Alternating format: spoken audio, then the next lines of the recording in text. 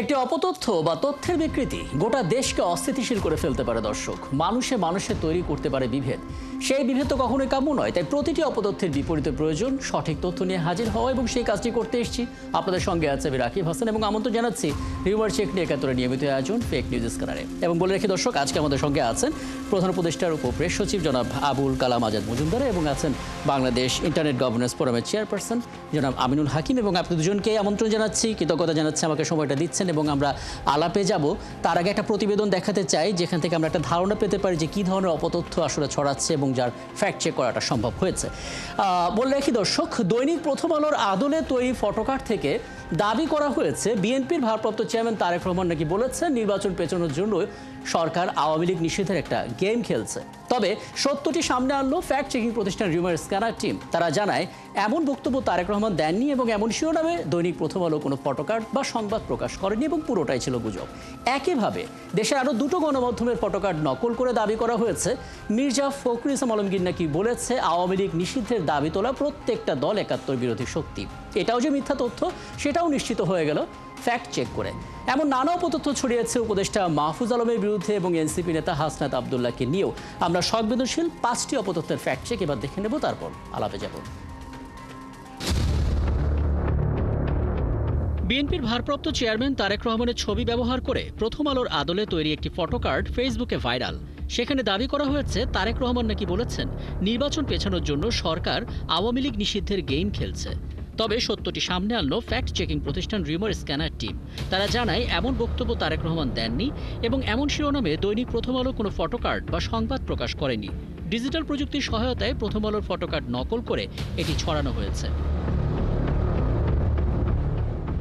ওদিকে বিএনপি মহাসচিব মির্জা ফখরুল ইসলাম আলমগীরের ছবি ব্যবহার করে যমুনা টিভি এবং জনকণ্ঠ পত্রিকার আদলে তৈরি ফটোকার্ডের মাধ্যমে দাবি করা হচ্ছে মির্জা ফখরুল ইসলাম আলমগীর নাকি বলেছেন আওয়ামী লীগ নিষিদ্ধের দাবি তোলা প্রত্যেকটা দল একাত্তর বিরোধী শক্তি। তবে এটা যে মিথ্যা তথ্য সেটা নিশ্চিত হওয়া গেল ফ্যাক্ট চেক করে। জানা যায় এমন মন্তব্য মির্জা ফখরুল করেননি, এবং যমুনা টিভি ও জনকণ্ঠ পত্রিকাও এমন কোনো ফটোকার্ড বা সংবাদ প্রকাশ করেনি। ডিজিটাল প্রযুক্তির সহায়তায় সম্পাদনার মাধ্যমে ভুয়া এই ফটোকার্ডগুলো তৈরি করে প্রচার করা হচ্ছে। ঘটনা আরও আছে। গাজীপুরে হাসনাত আবদুল্লাহর ওপর হামলার ঘটনায় আটক 54 জনের মধ্যে 30 জন নাকি ছাত্রদল, বাকি 24 জন শিবির কর্মী। এমন একটি তথ্য সামাজিক যোগাযোগ মাধ্যমে প্রচার করা হচ্ছে। ফ্যাক্ট চেক করে দেখা গেল পুরোটাই মিথ্যা তথ্য। এ পর্যন্ত আটক হয়েছেন মোট 70 জন, যাদের প্রায় সবাই আওয়ামী লীগ এবং সংশ্লিষ্ট বিভিন্ন সংগঠনের নেতাকর্মী বলে দাবি করেছে পুলিশ। সম্প্রতি টাঙ্গাইলে জাতীয় নাগরিক পার্টির মশাল মিছিলে আওয়ামী লীগ ধাওয়া দিয়েছে এমন দাবির একটি ভিডিও সামাজিক যোগাযোগ মাধ্যমে প্রচার করা হচ্ছে। রিউমার স্ক্যানার টিমের অনুসন্ধানে জানা যায় প্রচারিত ভিডিওটি সাম্প্রতিক কোনো ঘটনা নয়, বরং এটি 2023 সালে টাঙ্গাইলে বিএনপির মশাল মিছিলে আওয়ামী লীগের ধাওয়া দেওয়ার ঘটনার দৃশ্য।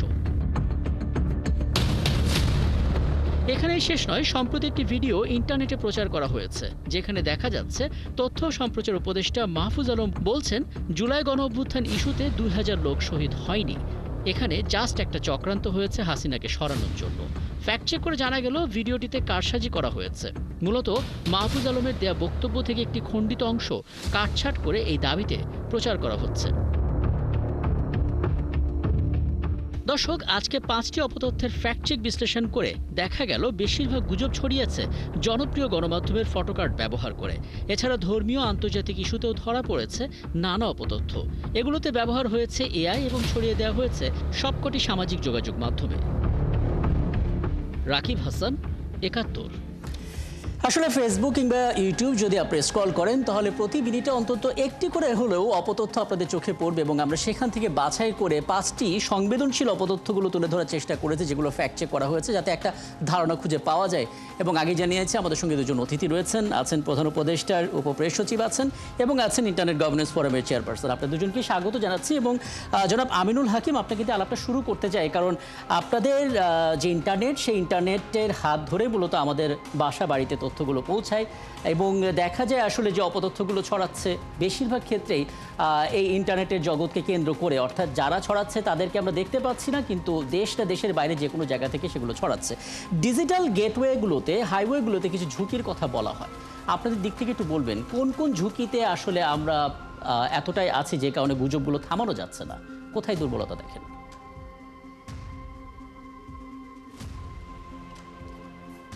আনমিউট করে নিতে হবে একটু। জি। আমাদের টেকনোলজি যেভাবে অগ্রসর হচ্ছে, বিশেষভাবে এখানে উল্লেখ করা যেতে পারে যায় যে এআই টেকনোলজি এবং ডিপফেক টেকনোলজি। এই ডিপফেক টেকনোলজি কিংবা এআই টেকনোলজি ব্যবহার করে বিভিন্ন ধরনের ফেক নিউজগুলি প্রকাশ পাচ্ছে, এবং এমন কোনো টেকনোলজি সেইভাবে নেই যেটা দিয়ে আপনি ইনস্ট্যান্টলি আমাদের ফেক নিউজগুলি আইডেন্টিফাই করা যায়। পরবর্তীতে আপনি বিভিন্ন যে ফ্যাক্ট চেকিং সাইটগুলি আছে, সেই ফ্যাক্ট চেকিং সাইটগুলি থেকে নির্ধারণ করতে পারবেন। এখানে মূলত জনসাধারণের যে অ্যাওয়ারনেসটা আছে, এটা সরকারের পক্ষ থেকে অ্যাওয়ারনেস প্রোগ্রাম। ডিজিটাল লিটারেসি এখানে একটা বড় ভূমিকা পালন করবে। ডিজিটাল লিটারেসির মাধ্যমে আসলে আমাদেরকে আইডেন্টিফাই করতে হবে কোন নিউজটা ফেক এবং কোন নিউজটার সত্যতা কতটুকু।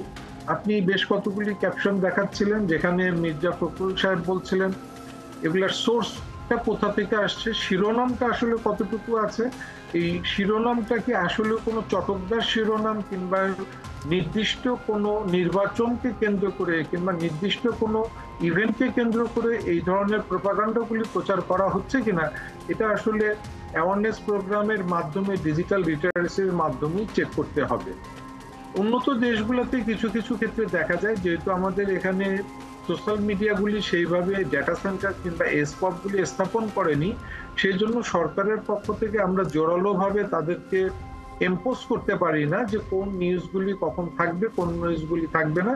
তবে সেই ক্ষেত্রে সরকারকে যথেষ্ট পরিমাণে ফ্যাসিলিটেট করতে হবে সিডিএন অপারেটরগুলিকে, মেটাকে, গুগলকে, ইউটিউবকে। আচ্ছা, আমি এই যে 3টা পয়েন্ট বললেন জনাব আমিনুল হাকিম, এই 3টা পয়েন্টটাকে আমি একটু পিক করলাম, তারপর এখান থেকে পরবর্তী আলোচনাটা শুরু করব এবং সেক্ষেত্রে কিছু সাজেশনও জানার চেষ্টা করব।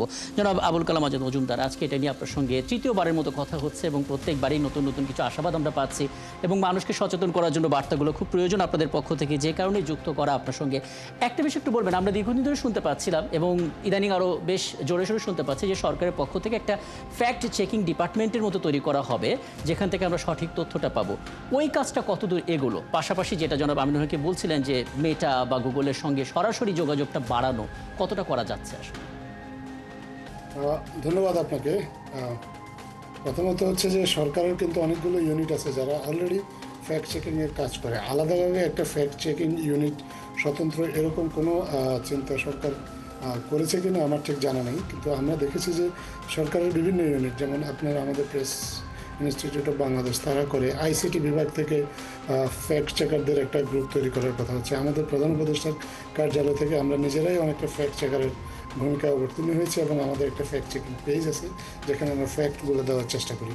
তো এবং আমাদের যে পিআইডি, যেটা প্রেস ইনফরমেশন ডিপার্টমেন্ট, তাদেরও একটা কিছু কর্মকর্তা আছেন যারা ডেডিকেটেডলি এই বিষয়গুলোতে কাজ করে।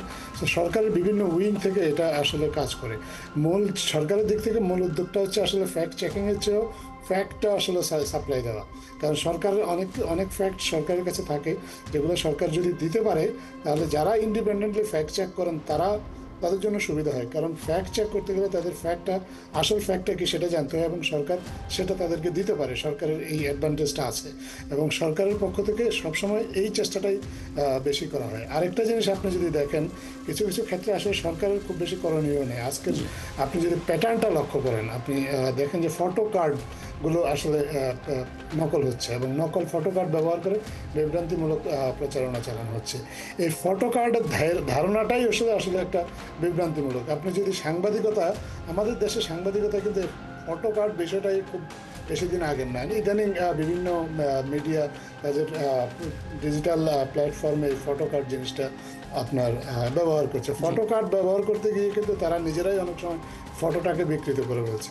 আমরা আশা করি যে কোনো ছবি যে প্ল্যাটফর্মে আসুক সেটা অরিজিনাল ফরম্যাটে থাকবে, কারণ ফটোটাকে যখন কাটা হয় তখন সেইটা আসলে এডিট করার পরে তখন সেটা আসলে কতটা অরিজিনাল সেটা নিয়ে মানুষের মধ্যে আসলে এক ধরনের একটা বিভ্রান্তি থাকে। সো এটা গণমাধ্যমগুলোকে আসলে নিজেদেরকেই আসলে কিছুটা সচেতনভাবে এই কাজটা করতে হবে, যাতে তারা যে তথ্যটা রেগুলারলি পরিবেশন করে সেটা দেখে বা সেটাকে কেউ অনুকরণ না করতে পারে। তারা যদি নিজেদের অরিজিনালিটিটা বজায় রাখে তাহলে অন্যরা কিন্তু চাইলেও তাদেরকে আর নকল করতে পারবে না। কিন্তু তারা যখন একটা ছবিকে আপনার নানাভাবে উপস্থাপন করবে যখন, আর সেটার অরিজিনালিটি নিয়ে মানুষের মধ্যেই এটা আসলে সংশয় খুব থাকবে। চমৎকার একটা পয়েন্ট বললেন। আমি মানে আপনার কাছে ধন্যবাদ যে আমি এই জায়গাটাতে আসতাম, যে এটা আমরা অনেক বেশি সাফার করছি। মানে আমাদের পরিচিত যত গণমাধ্যম আছে কম বেশি সবাই এটার ভুক্তভোগী হচ্ছেন। জনাব আমিনুল হাকিম, আপনি কি একটু মানে বলতে পারেন এক্ষেত্রে আমাদের গণমাধ্যম কর্মীদের একটা সমাধান কি হতে পারে? একটা তো মানে সচেতনতার জায়গা, সেটা হয়তো আমরা খুব ঠিকঠাক করে রাখার চেষ্টা করলাম, কিন্তু দিন শেষে যখন দেখতে পাচ্ছি এআই দিয়ে হোক বা যে করে হোক আমাদের ফটোকার্ডটাকে নকল করে একটা বিভ্রান্তিমূলক তথ্য ছড়িয়ে দেওয়া হচ্ছে, সমাধানটা কি? এখানে আসলে অ্যাওয়ারনেসের বিকল্প নেই। আপনার আমরা কথা প্রসঙ্গে ধরে নিতে পারি যে ৭১ টিভি চ্যানেলের কোনো লোগো ইউজ করে কোনো ফটোকার্ড ইউজ হলো, তাহলে ৭১ টিভি চ্যানেলেরও এখানে একটা দায়িত্ব থেকে যায় ইনস্ট্যান্টলি, কিংবা আপনাদেরও একটা মনিটরিং টিম সেখানে কাজ করতে হবে যে কোন ধরনের ফেক নিউজগুলি আপনাদের চ্যানেলের লোগো কিংবা আপনাদের ইউআরএলটা ইউজ করে প্রদান করছে। সেই জায়গায় ইনস্ট্যান্টলি আপনাদের ফেসবুকের যে ভেরিফাইড পেজ আছে কিংবা আপনাদের যে সোশ্যাল মিডিয়ার পেজটা আছে সেই পেজে আপনাদেরকেও অ্যাওয়ার্ড তৈরি করতে হবে যে কোন নিউজটা সত্য, কোন নিউজটা ফেক। আচ্ছা, সেক্ষেত্রে জনাব আবুল কালাম আজাদ মজুমদার, আপনার কাছে আরেকটা বিষয় একটু জানতে চাই। ধরুন আমরা প্রতিদিন এখানে কথা বলি ফ্যাক্ট চেকারদের নিয়ে, এবং ফ্যাক্ট চেকার যারা নিরলসভাবে এই তথ্যগুলোর ভিতরে সঠিক তথ্যটাকে খুঁজে আনছেন, তারা প্রায় একটা কথা বলেন যে পরিমাণ অপতথ্য ছড়াচ্ছে সে তুলনায় ফ্যাক্ট চেকারদের সংখ্যা খুবই কম। মানে তাদের প্রশিক্ষণ করা, তাদের সংখ্যাটা বাড়ানো, এটাও একটা বড় সমাধান হতে পারে। আমরা আসলে কি করছি এই দিকটা নিয়ে? আমরা মনে করি যে এটা আসলে আমাদের সমাজের সবার দায়িত্ব আছে, কারণ আসলে যখন কোনো অপতথ্য আসলে ছড়ানো হয় তখন শুধু এটা সরকার যে একাই ভিকটিম হয় তা না। যেমন আজকে আপনি দেখেন, আপনার যে প্রথম দুইটা ফ্যাক্ট আপনি চেক করলেন তাতে পরিকল্পিতভাবে আপনার বিএনপিকে মেলাইন করার চেষ্টা করা হয়েছে। এমনভাবে এই তথ্য দুটো বা ফটো কার্ডগুলো দেওয়া হয়েছে যাতে মনে হতে পারে যে আওয়ামী লীগ নিষিদ্ধকরণের যে সিদ্ধান্তটা সাম্প্রতিক সময় নেওয়া হয়েছে বিএনপি এটার বিপক্ষে। তো এটার শিকার এই যে অপতথ্যগুলো যারা শিকার হয়, সরকার শিকার হয়, আপনার রাজনৈতিক দল শিকার হয়, রাজনৈতিক কর্মীরা শিকার হয়, সরকারি ইনস্টিটিউশন, বেসরকারি ইনস্টিটিউশন, এমনকি গণমাধ্যম নিজেও শিকার হয়। কারণ তাকে আপনার তার লোগো ব্যবহার করে যখন একটা ভুয়া তথ্য ছড়ানো হয় তাহলে তার ক্রেডিবিলিটি নিয়েও কিন্তু প্রশ্ন আসে। পরবর্তীতে সে যখন একটা জেনুইন ইনফরমেশান দেবে সেটাকেও কিন্তু কেউ কেউ আসলে সন্দেহ করবে যে আসলেই কি এটা ঠিক কিনা।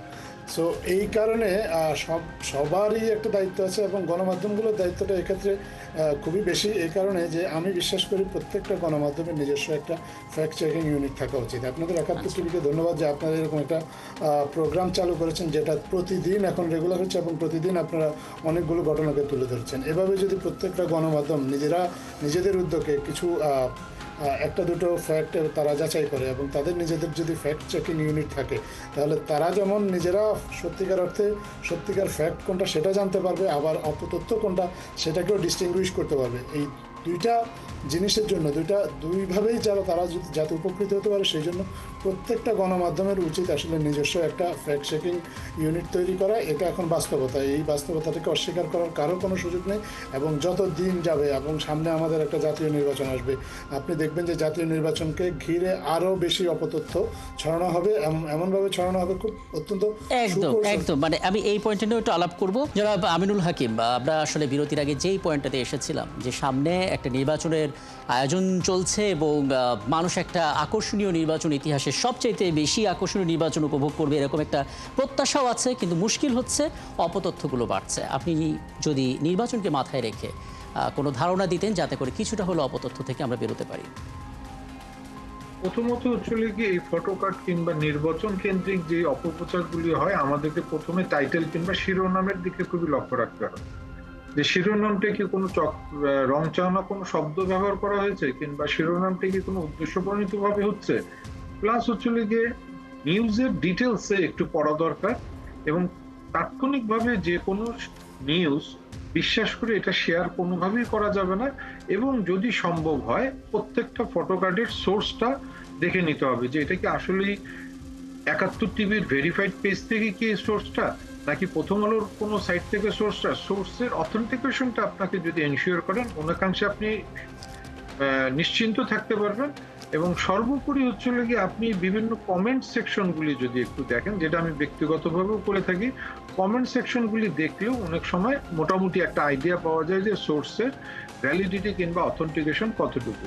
তবে কোনোভাবেই একটা নিউজ শেয়ার করা থেকে বিরত থাকতে হবে। এটা মিডিয়ার একটা জোর প্রচারণা এখন থেকেই শুরু করা উচিত বলে মনে করি। অনেক ধন্যবাদ জনাব আবুল কালাম আজাদ মজুমদার। আপনার কাছে একই বিষয়ে একটু জানতে চাই, সব শেষে এসে আমরা আপনার কাছে কিছু পরামর্শ জানতে চাই, সাথে একটু যুক্ত করে দেবেন। এখন কিন্তু সাইবার বুলিংয়ের সংখ্যাটা অনেক বেশি এবং অনেকে জানতে চাইছিলেন যে দেশের আইন কি চেঞ্জ করতে হবে, নাকি যেই আইনটা আছে তার ঠিকঠাক প্রয়োগটা নিশ্চিত করলেই অপতথ্যের বিরুদ্ধে আমরা আসলে জিততে পারবো।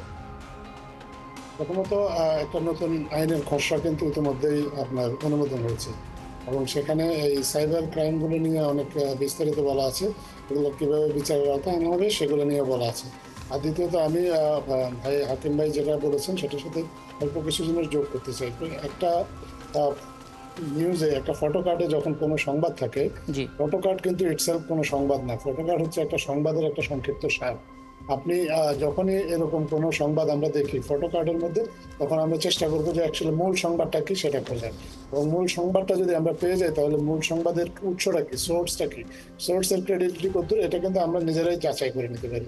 আর একটা জিনিস, ভুয়া সংবাদ চেনার সবচেয়ে বড় উপায় হচ্ছে কোনো একটা নিউজ যদি কোনো একটা সিঙ্গেল আউটলেট শুধুমাত্র করে বা কোনো একটা সিঙ্গেল আউটলেটের বরাদ দিয়ে যদি কোনো একটা নিউজ দেওয়া হয়, তাহলে ধরে নিতে হবে যে এই নিউজটা অনেকাংশেই ভুয়া হওয়ার সম্ভাবনা বেশি। এই কারণেই যে কোনো একটা বড় খবর যদি খবর হয়, তাহলে দেশে প্রচলিত অনেকগুলো গণমাধ্যম আছে, সবাই কিন্তু একটা না একটা এই খবরটার পিছনে ঝাঁপিয়ে পড়বে। সব গণমাধ্যম একসাথে না করলে অন্তত 5টা-6টা গণমাধ্যম, অনলাইন প্ল্যাটফর্ম আছে, নিউজ পেপার আছে, টেলিভিশন চ্যানেল আছে, সেটা যদি খবর মূল্য থাকে তাহলে কারো না কারো কাছে খবর থাকবে। একটা খবর হলে সেটা মাল্টিপল আউটলেটে পাওয়া যাবে। যখনই কোনো আউটলেটে দেখা যাবে যে এই ধরনের কোনো খবর নাই, শুধুমাত্র একটা আউটলেটের বরাদ দিয়ে একটা সংবাদ প্রচার করা হচ্ছে, এটাকে ডাউট করতে হবে এবং ডাউট করে এটার ভিতরে অরিজিনাল আসলে ডিটেলটা চাইতে হবে। যদি দেখা যায় যে আসলে কোনো ডিটেলও নাই, কেবলমাত্র ফটো কার্ডটা দেওয়া আছে, তাহলে অবশ্যই সেটাকে ভুয়া হিসেবে ধরে নিতে হবে এবং এটির সাথে যে ছবিটা দেওয়া হয়েছে, চমৎকার। এই সলিউশনটাই আসলে বলা যেতে পারে আজকের অনুষ্ঠানের প্রাপ্তি, এবং অনেক ধন্যবাদ।